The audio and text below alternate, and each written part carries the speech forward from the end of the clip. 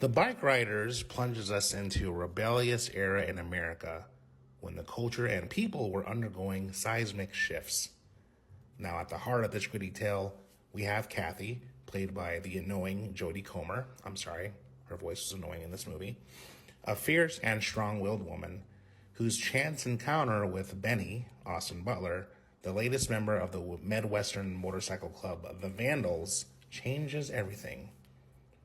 Now, the Vandals are led by the tough cookie Johnny, played by Tom Harding, who is always a pleasure to watch on screen. Now, as the club evolves from a haven for local outsiders into a dangerous underworld, Benny, Austin Butler, finds himself at a crossroads, torn between his loyalty to Kathy and the club. However, that's not the story we got. That is a representation of what I read on Rotten Tomatoes. That narrative was not clear in the film at all. Now, fueled by a charismatic cast and the gritty authenticity that writer-director Jeff Nichols brings to the table, the BikeRiders provides a conventional yet impactful glimpse into the heart of the motorcycle culture gang. Now let's talk about pros. First of all, seeing Tom Hardy and Austin Butler team up is a treat. Butler, in particular, shines as our new A-list leading man in Hollywood. He exudes charisma, charm, and confidence. It's a step up from Elvis. That match his handsome face. I mean, he's easy on the eyes. Come on. His performance stands out in this film, and it elevates the movie whenever he's on screen. However, the problem I have is Nichols' script, and that's where the film falters. It's very on the nose, progresses predictably from point A to point B, without much subtext or playful edge at all. Now, I get it, docudramas are tricky, but they can be crafted in less conventional, more engaging ways.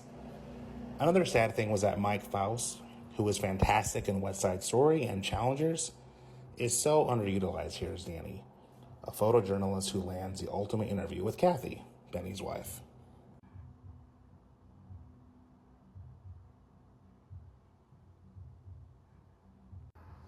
Now, the narrative structure of the film overall is basically primarily a long flashback, and it's intercut with interview exposition.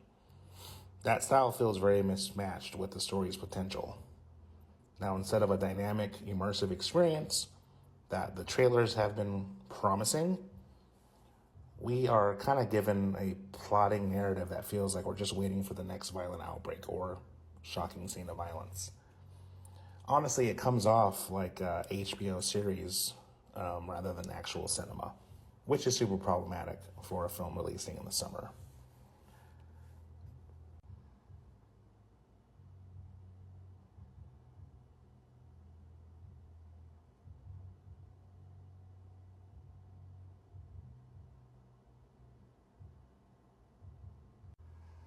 Now, if you're in the mood for great performances from sexy, rugged leading men, then the BikeRiders won't disappoint you. However, at over 2 hours, it can be a big of a slog to sit through. I found myself checking my cell phone for the time, which is never a good thing. The movie opens in wide release this Friday, June 21st. And if you're a fan of the cast or even have a deep interest in motorcycle culture, kind of like, the Easy Rider type films or the Wild One, this film is worth a watch. But I would definitely temper your expectations for a truly riveting story, because this ain't it. Check it out this Friday in wide release.